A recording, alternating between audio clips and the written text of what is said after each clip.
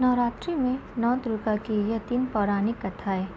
पहली कथा, श्री राम को मिला विजय श्री का आशीर्वाद। लंका युद्ध में ब्रह्मा जी ने राम से रावण वध के लिए चंडी देवी का पूजन कर देवी को प्रसन्न करने को कहा और बताए अनुसार चंडी पूजन और हवन हेतु दुर्लभ 108 नीलकमल की व्यवस्था की गई। वहीं दूसरी ओर रावण ने भी अमरता के लोभ में विजय कामना से चंडी पाठ प्रारंभ किया। यह बात इंद्रदेव ने पवन देव के माध्यम से श्री राम के पास पहुंचाई और परामर्श दिया कि चंडी पाठ यथासंभव पूर्ण होने दिया जाए। इधर हवन सामग्री में पूजा स्थल से एक नीलकमल रावण की मायावी शक्ति से गायब हो गई और राम का संकल्प टूटता सा नजर आने लगा। भय इस बात का था कि देवी माँ रुष्ट न हो जाए। दुर्लभ नीलकमल की व्यवस्था तत्काल असंभव थी। तब भगवान राम को सहज स्मरण हुआ कि मुझे लोग कमल नयन नौकंच लोचन कहते हैं, तो क्यों न संकल्प पूर्ति हेतु एक नेत्र अर्पित कर दिया जाए।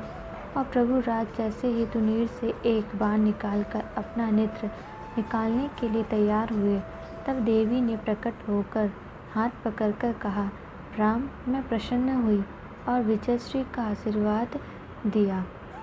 दूसरी कथा के अनुसार एक अक्षर ने बदली रावण के यज्ञ की दिशा।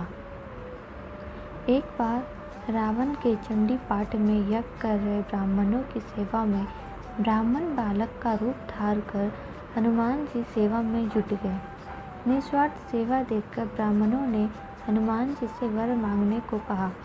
इस पर हनुमान जी ने विनम्रतापूर्वक कहा, प्रभु आप प्रसन्न हैं तो जिस मंत्र से यज्ञ कर रहे हैं उसका एक अक्षर मेरे कहने से बदल दीजिए। ब्राह्मण इस रहस्य को समझ नहीं सके और तथास्तु कह दिया। मंत्र में जया देवी मूर्ति हिरणी में ह के स्थान पर क उच्चारित करें, यही मेरी इच्छा है। मूर्ति हरिणी यानी कि प्राणियों की पीड़ा हरने वाली, और करिणी का अर्थ हो गया प्राणियों को पीड़ित करने वाली, जिससे देवी रुष्ट हो गई और रावण का सर्वनाश करवा दिया। हनुमान जी ने श्लोक में ह की जगह क करवाकर रावण के यज्ञ की दिशा ही बदल दी। तीसरी कथा के अनुसार महिषासुर का वध नवरात्रि पर्व से जुड़ी एक अन्य कथा के अनुसार देवी दुर्गा ने एक भैंस रूपी असुर अर्थात महिषासुर का वध किया था। पौराणिक कथाओं के अनुसार महिषासुर के एकाग्र ध्यान से बाध्य होकर देवताओं ने उसे अजय होने का वरदान दे दिया।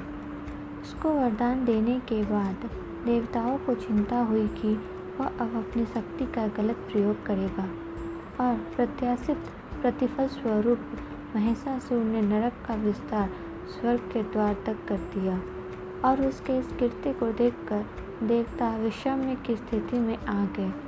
महिषासुर ने सूर्य, इंद्र, अग्नि, वायु, चंद्रमा, यम, वरुण और अन्य देवताओं के सभी अधिकार छीन लिए हैं और स्वयं स्वर्गलोक का मालिक बन बैठा है। देवताओं को महिषासुर के प्रकोप से पृथ्वी पर विचरण करने पर तब महिषासुर के इस दुस्साहस से क्रोधित होकर देवताओं का नाश करने के लिए सभी देवताओं ने देवी दुर्गा की रचना की।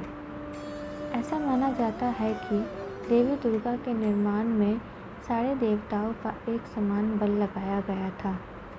महिषासुर का नाश करने के लिए सभी देवताओं ने अपने अपने अस्त्र देवी दुर्गा को दिए थे और कहा जाता है कि इन देवताओं के सम्मिलित प्रयास से देवी दुर्गा और बलवान हो गई थी।